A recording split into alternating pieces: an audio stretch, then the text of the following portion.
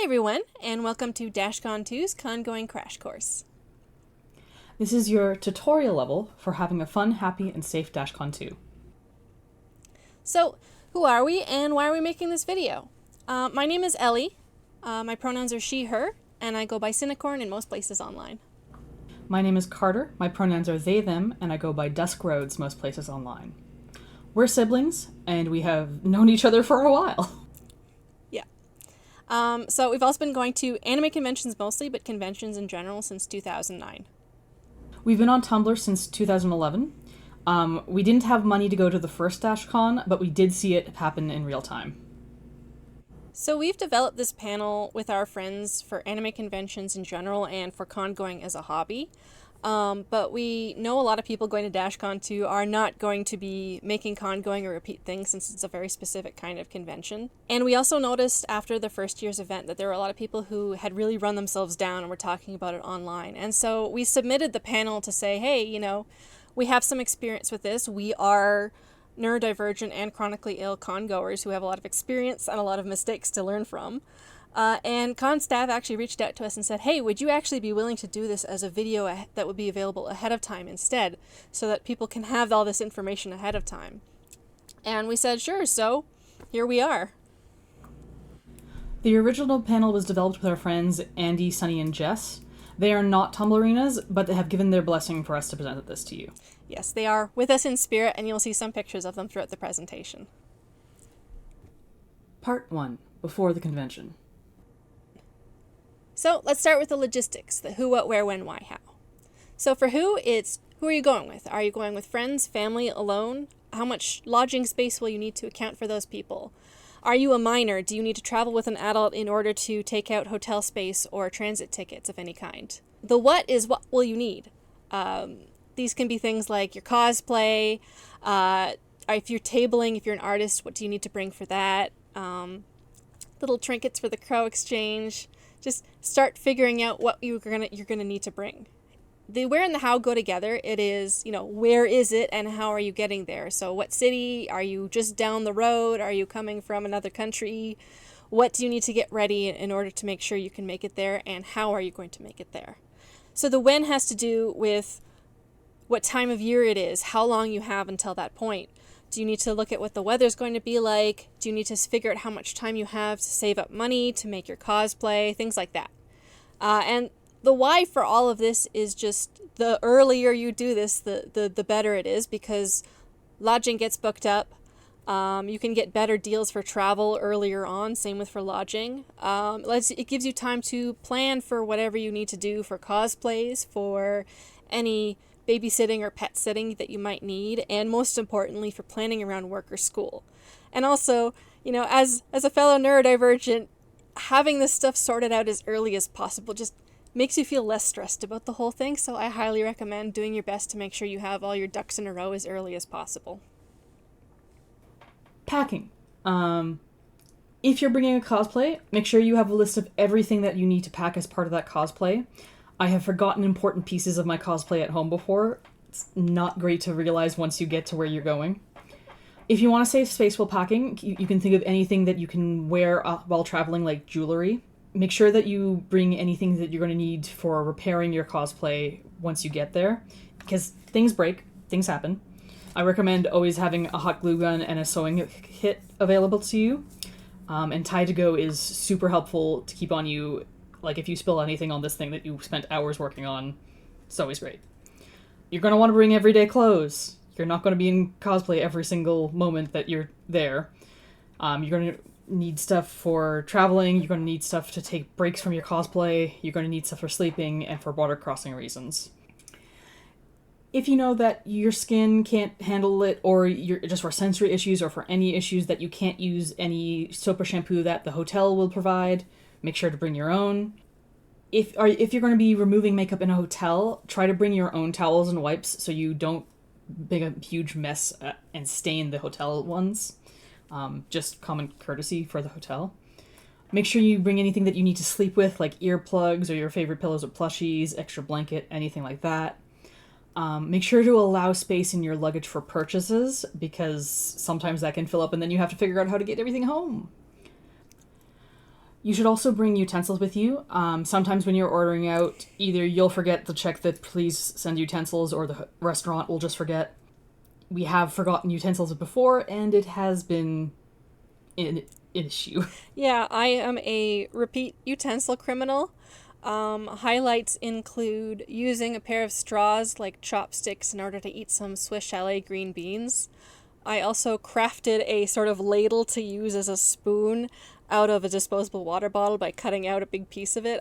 That didn't work very well. And we've also just been salad goblins eating on the floor with our bare hands out of the little bowl of salad. So in order to sort of avoid this, I actually have this thing here, which is a double-ended fork at one end and a spoon at the other, and there's a little bit of a knife edge on the fork side. You can also just find like travel cutlery kits that you can take with you. I wouldn't recommend taking metal ones just for safety reasons if you're crossing the border, but just like a spork from the dollar store or something can be really useful to have on hand. And remember, aside from key items, in a pinch you can get most things in Toronto once you get there. If you forget socks or soap or something, there's going to be places in Toronto that'll sell them. Yeah. And we also wanted to touch on weather-appropriate items. It is going to be August, and it's probably not going to be as bad as in the southern U.S., but in Canada, the heat can get pretty bad in summer, especially in Toronto towards the south of Canada. If you can't stand the feel of sunscreen, I am totally with you. I really don't like the feel of it either. I just find that, the feel of sunburns is even worse. But if you really can't, grin and bear it, then please try and keep your skin covered with something like a light cotton or linen fabric. Even just waiting for the bus can be enough time to damage your skin.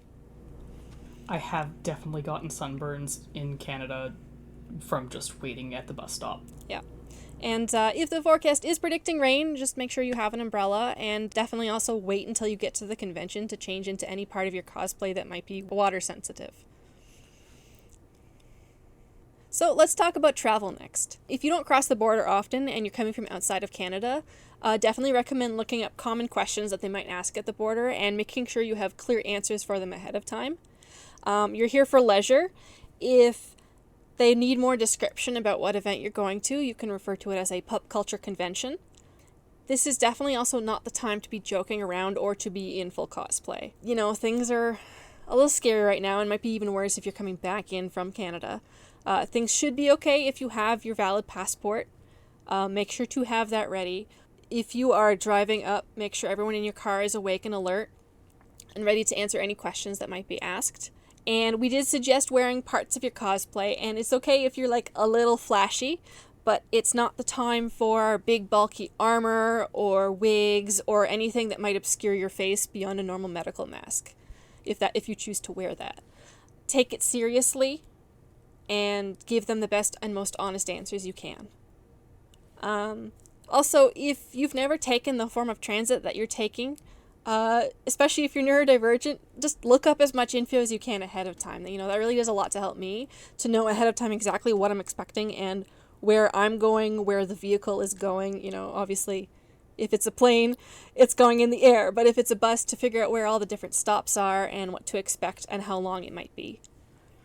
If you are coming with any sort of disability aids or medical devices, most forms of transport in the US and Canada, which I think is where probably most people coming to the con are coming from, most of them will allow you to bring anything that you need as a carry-on for no extra charge.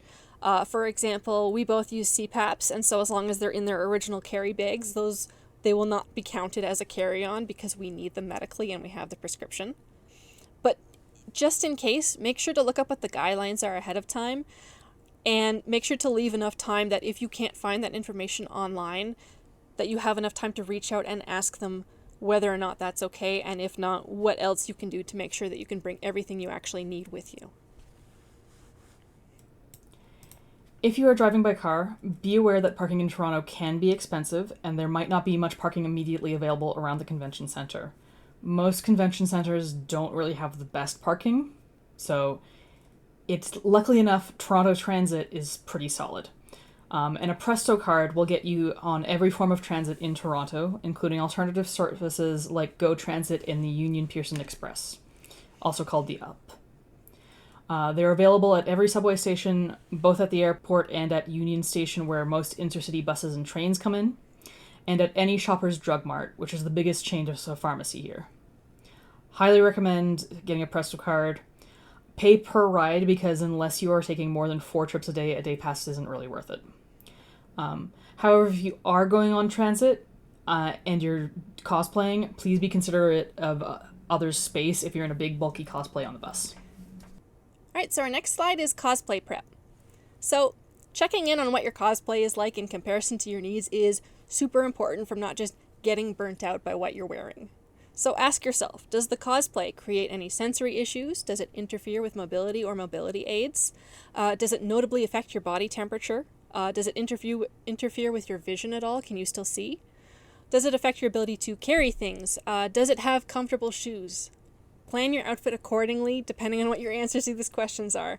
You may need to take some breaks, and that's okay, just plan for them. And I would say that cosplay is a really great way to try new styles of clothing you don't normally wear, and even experimenting with gender presentation in a safe environment without commitment. So it's a great time to try new things and see if they work for you, and if they don't, that's okay. But these are absolutely some things to keep in mind just to make sure that it doesn't start to cause problems for you. And I do have 2 safety notes about cosplay. So the first is about color contacts. Do not buy cheap color contacts. You can damage your eye with them. Make sure to do a lot of research and buy from reputable sources, and to make sure to take care of them properly, because if they dry out, that can also cause problems if you try and use them on your eyes afterwards. If you're used to using corrective contacts, then it is probably going to be a bit easier for you to adjust to them. But just make sure that you're treating them well and getting good quality ones. And my second note, please, I am begging you, if you are going to be binding your chest, use a properly fitting actual binder. Do not try to use alternative materials like tape or bandages. You can and will seriously injure yourself if you use something that wasn't meant for it. We have friends who have literally fractured their ribs or damaged their skin just from using things like bandages or tape. Hey, editing Ellie here. Carter and I realized that we should clarify something. The tapes I'm talking about here are tapes like duct tape and packing tape that aren't meant to be applied to your body for very long. There are skin-safe tapes that are intended for binding and shaping, and they're safe to use as long as you follow the product instructions. Please excuse the interruption, and back to the video. Even me, I used to have a binder that I used a bit for cosplay, and it was actually a hand-me-down from a friend after he got top surgery. And even though it was his biggest binder, it was still just a little too small for me. And I wore it for a day, and my shoulders, just from the tension that it was causing, my shoulders were so sore for like a week afterwards. So, and that was a minor case of binding injury. You can really mess yourself up with it. And so just please be safe about it. And make sure to get an actual binder that fits you correctly. So here we've got a photo of Sunny and Andy's Ranma 1/2 cosplays. I think they are really amazing examples of just like explicitly integrating comfort and convenience into the costumes. So Andy likes to make kigurumi onesies for cosplays lately, and so they're definitely really soft, and they've also just got big pockets, so they're good for carrying everything. They might not be great for summer, but they're sort of, this is something you can do with cosplay and still be super comfy. And Sunny has a kettle that they're holding here. And you can see from the second picture here that it is actually a crossbody bag, and that the lid is actually a little coin purse with a zipper in the top that they can put coins in. And I just think this is like one of the coolest props ever, and one of the most genius ways of integrating storage into cosplay. And like, if this is your first cosplay, obviously you're not like doing leather work like Sunny is. But you can still, find creative ways just to make sure that you have a little bit of extra storage on hand. The next slide is budget. It is really easy to overspend. Think of your budget ahead of time and early on. There was that meme going on around for a while of all these people going to conventions stating at how much they expected to spend and then how much they actually spent, and the vast difference between those numbers. You're going to want to remember to consider food, transit, and lodging in your budget. A great tip is to do a round of the entire vendor's hall before making your first purchases and remembering what you're going to wants to buy later. You can use budgeting methods like only using a set amount of pre-withdrawn physical cash for your spending money that day.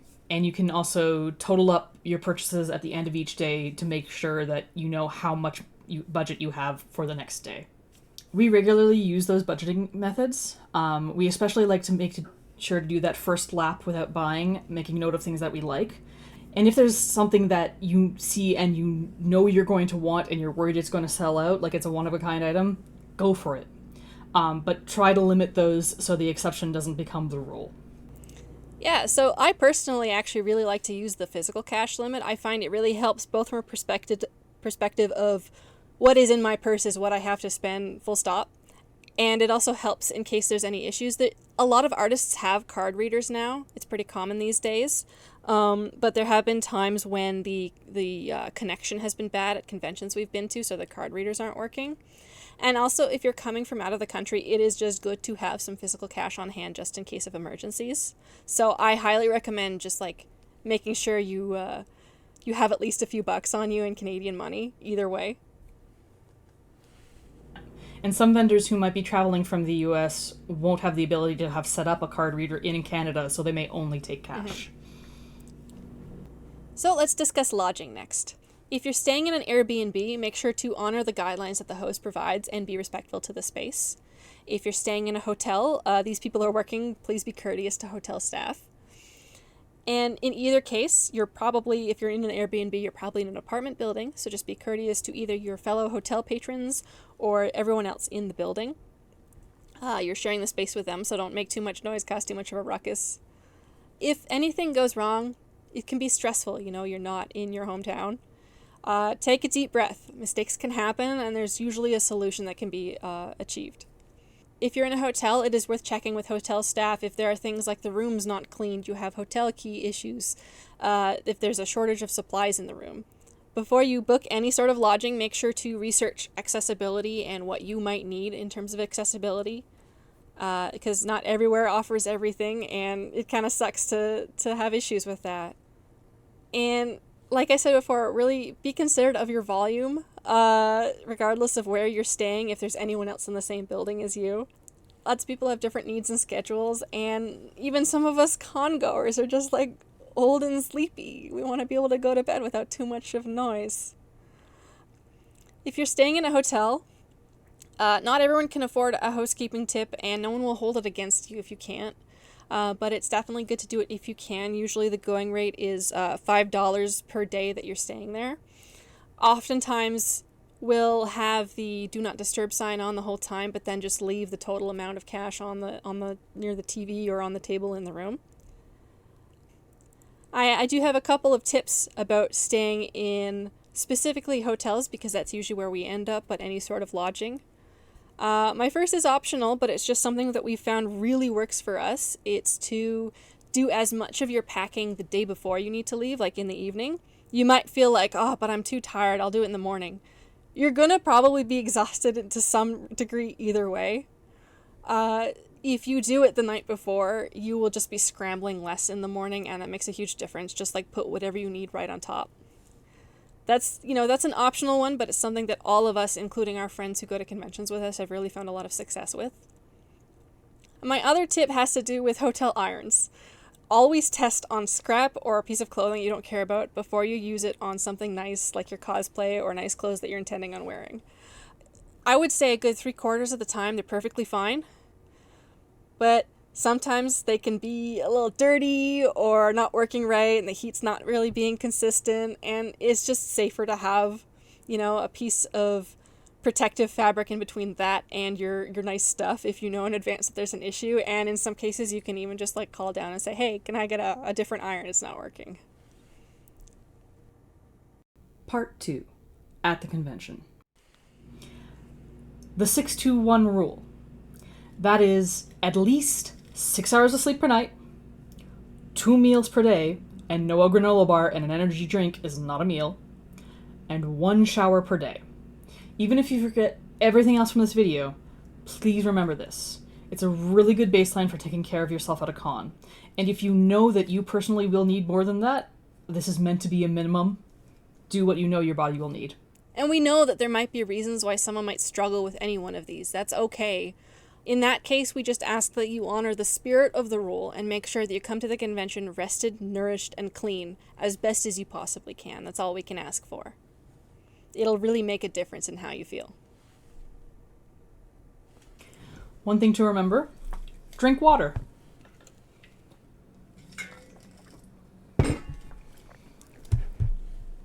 So next, let's talk about scheduling your day.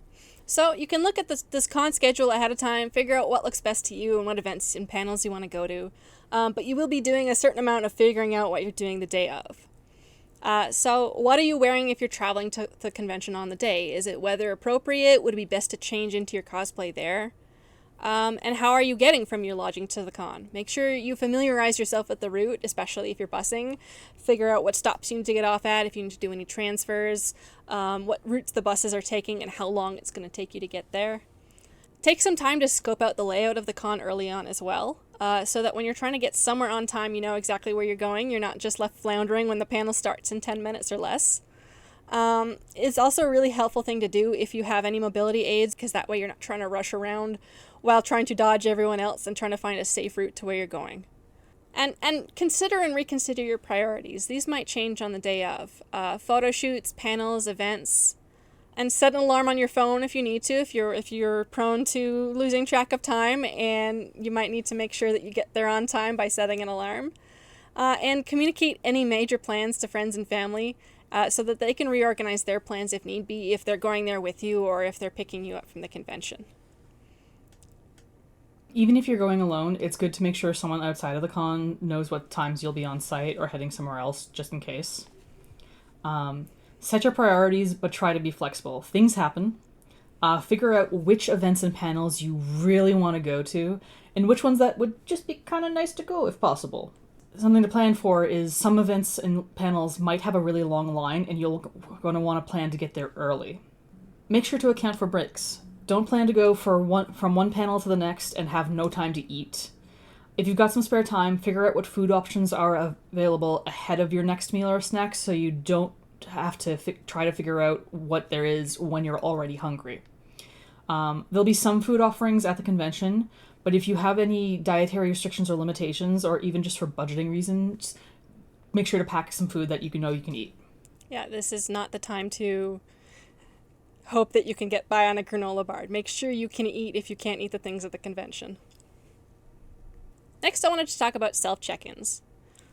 Conventions are busy and can be overwhelming. Full stop. Know your energy limits. We have learned this the hard way over years of con going. It's very important to pay attention to yourself at high energy events. Watch your spoons and pay attention to how you feel when you wake up each day of the con, because that can affect your decisions. Ask yourself, have you eaten? Have you had any water? It's very easy to lose track of this during exciting events, but the effects can be really rough and really dramatic. Do you need to take a break from or a chance to adjust uncomfortable costume pieces, or just the outfit you're wearing? So for example, I have chronic migraines. I need to take a break from my wigs every so often.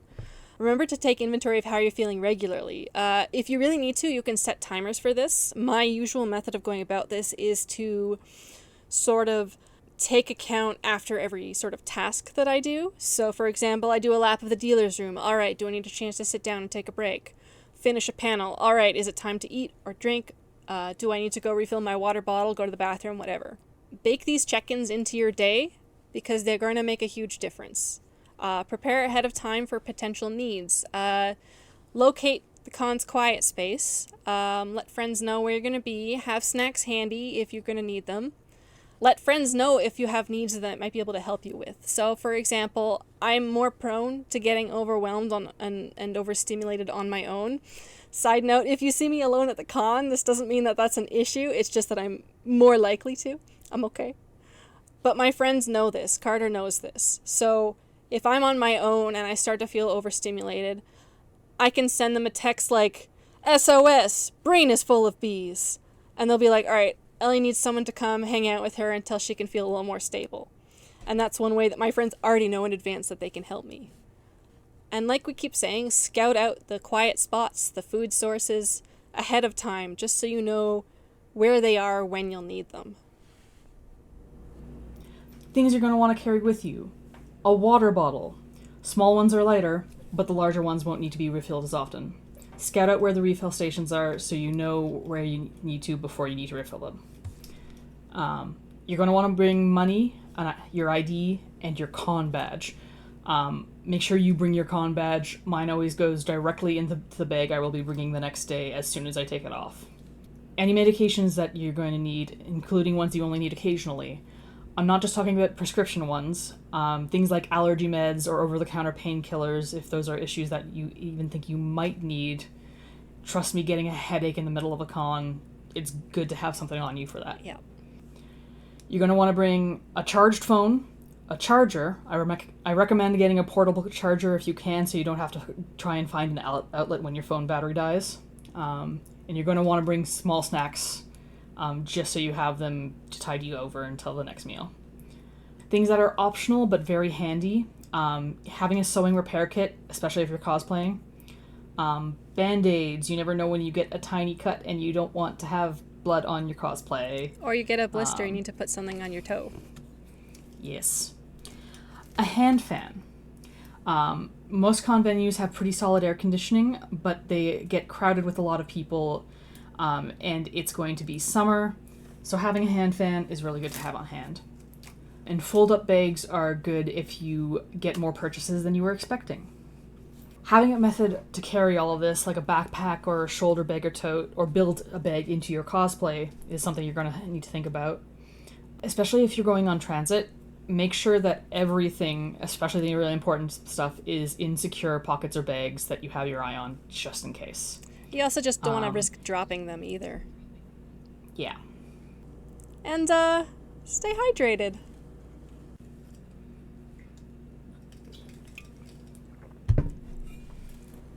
So, we have a few slides that talk about etiquette, and we're not trying to be all like, you must obey the rules, we're the no-fun police. These are just sort of ways to make sure that the event is better for you and everyone around you. And so our first one that we want to talk about is cosplay photo etiquette.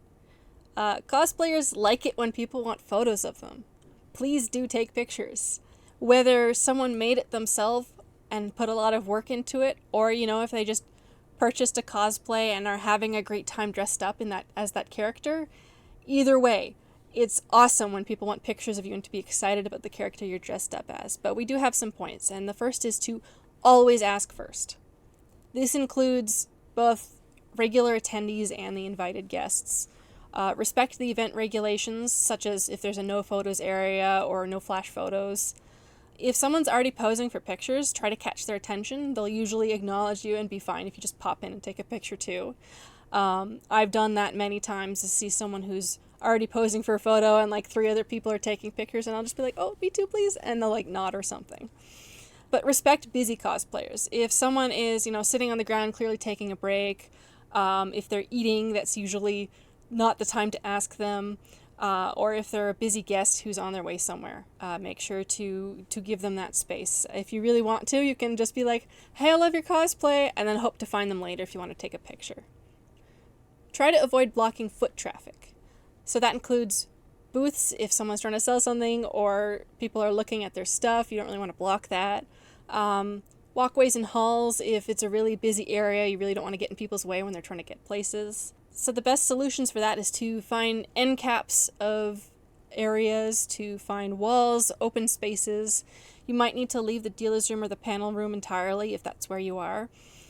Be careful of where the doors are and the signs and stuff. So, and on this slide, we've actually got a few pictures of, these are actually silly pictures that we've taken with our friends. So we've got Sunny with a drink in the middle of saying something. We've got one where I took it of Andy and Jess trying to take a selfie together. And the last one is one of our other friends took of Andy and a few of our other friends from above that they spotted from the balcony. So I'm including these even though they're just like our silly candid photos, because I think they're examples of just like what not to do if this is a stranger you're trying to get a picture of. If someone wants to take a picture of you, you kind of want to give them your best self and your best presentation, and to also just know that they're taking a picture of you. So don't take pictures like these. Always ask first, and always give the person who is the subject of the picture the best chance to give you their best self. And remember, consume beverages.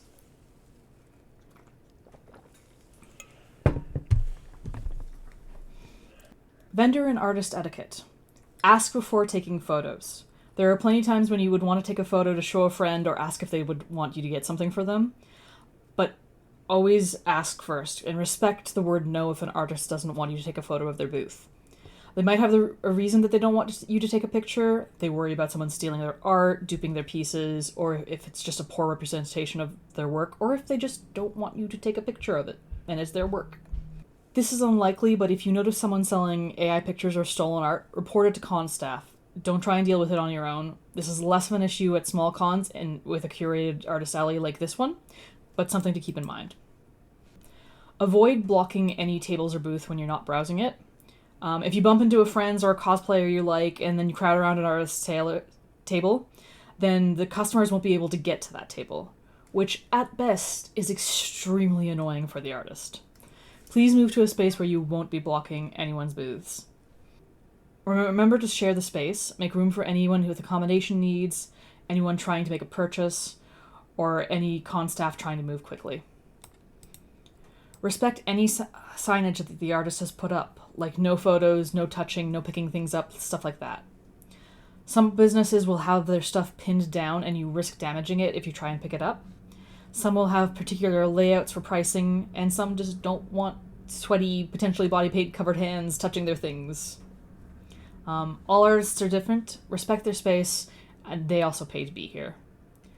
And remember to grab business cards for artists that you like. We've forgotten to do this a few times and then really regretted it and had to go look at the dealer's room map to try and figure out who it was that we wanted to see more art from.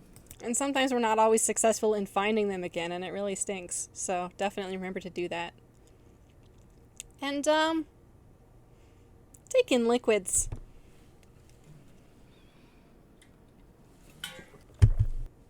So, we also did want to talk about safety. Cosplay is not consent, full stop. If you see someone dressed up as your favorite character, that does not mean that that person is that character. They are a fellow human being, and you need to treat them with respect. Always ask permission before you touch them, take pictures, hug them, anything like that. And if you're the cosplayer, remember that you can always say no. Please, please, please respect everyone around you as fellow people, as fellow human beings. Know where you can find con staff and volunteers for any reason, whether you're feeling unsafe or you're feeling unwell, anything like that. They are usually easily marked, t-shirts, lanyards, things like that. At most conventions, they are going to have some sort of marking. Do not hesitate to find them if anything is wrong, if you need help, someone's making you feel uncomfortable, you need some medical assistance, even just a first aid kit if you don't have your own Band-Aids, they'll probably be able to help you. And check in with others and make sure that everyone knows where you are. Having your phone is really important. Lets you check in with your friends, make sure that someone has your general itinerary to check in as needed for your safety, especially if you're coming alone. Someone outside the con doesn't need to know, I'm going to be going to this panel at this time, this panel at this time, but they should know I am going to be in the con building at this time and then going out to dinner at this time, things like that, and let them know if anything like that changes. Check in with yourself. Do you need a break? Are you overwhelmed? Are you in pain? Are you overheating? Are you hungry? Are you thirsty? It's really, really important, like we keep saying, it's really, really important to take stock of how you're feeling. And it's okay to leave if you need to. I know it sucks to think that you might need to leave early, but things will not get more fun if you're already feeling gross and you're pushing yourself. It's really, really important to take care of yourself first, even if that means either leaving the con just for a little bit or for good if you need to stop the day early. It sucks to miss stuff, but it's not worth pushing yourself. And that's a mistake we have made before, and it never ends well. You're just going to feel worse. And make sure to check the convention policies. Understand what you can and can't bring, what the props policies are. These might even change year to year if they need to adjust some things. So even if you've been to a previous Dashcon 2 event, it's good practice to make sure you're checking it every year. Especially if you might have big props that you need to know whether or not you can bring. And most importantly, have fun. and stay hydrated. Part 3. After the convention. Post-con depression. This is not a joke. I have heard this referred to as con drop, con crash, or post-con depression. Cons take a lot of energy. You have this super exciting event, your emotions are on high, there's a good chance you'll be walking or otherwise moving around more than you are used to. And after all that, both your body and your brain can end up exhausted, and you can experience fatigue and a drop in emotion. And then you might have to return to a much less exciting day-to-day afterwards. It's very normal to feel drained both physically and emotionally. Don't be surprised if this happens, and if you can, plan to have some comforting items and food around and give yourself some aftercare. Yeah, so we and our friends have different ways of dealing with the feeling. Some of us think about the next convention and what repairs or alterations need to happen for the cosplay. Maybe think about what's even going to be the next cosplay you do for next year. Some of our friends try to keep momentum, immediately do their unpacking, their laundry, re-enter their daily routine. Couldn't be me, but if it works for you, that's great. No shame. Yeah. That's awesome. Yeah. My preferred way is to rest the day after. I can leave my unpacking and laundry for a few days.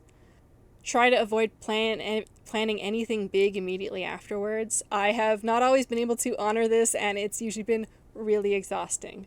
Even if you do have to go to school or work, because you really can't avoid that sometimes. Try to take it easy as much as you can. If there are tasks you can do that are less taxing, prioritize those for the day after. Things like that. Just treat yourself really, really kindly and do things that make you comfortable, wear things that make you comfortable. It's usually our go-to is to just chill out. And if at all possible, take the day off after. But like I said, that's not always possible. And all of us, we like to reminisce about the event, look at the photos, check out our haul of purchases, send our pictures to each other. And so think about how you personally pace things after maybe some other events in your life that have been pretty major, and figure out whether it's better for you to keep moving or to take some time to rest up. Either way, just be gentle with yourself. It's just been an exhausting weekend. Maybe you're in Toronto for a few days before or after, and that's also taking away from your energy. So when you get back home, just chill. Do what you can to be kind to yourself. And Dashcon 2 has an amazing Discord community. I highly recommend joining it, and I'm sure that after the event, other people will be feeling the same, and so you can reminisce with them and help each other feel better afterwards.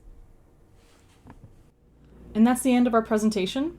Thank you for watching, and thank you to the Dashcon staff for giving us the chance to do this. Yeah, we really appreciate it. This means a lot to us to be able to share our knowledge and to try and make sure that everyone has the best convention they can have, because we have a lot of experience, both good and bad, with overdoing it or making poor decisions, and we care about everyone. We really want to make sure that the con goes great for everyone. If you do have more questions, please go, instead of reaching out to us directly, please go to the official Dashcon 2 Discord. We're both there and very active in it, but you can also find a whole lot of other wonderful, knowledgeable folks who might be able to help you out as well.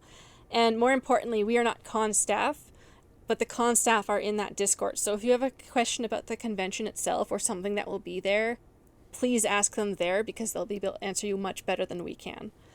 We've also included some links on the slide here for the website and for the Discord itself. And thank you so much again for watching. We really appreciate you having your time. And we'll see you at Dashcon 2.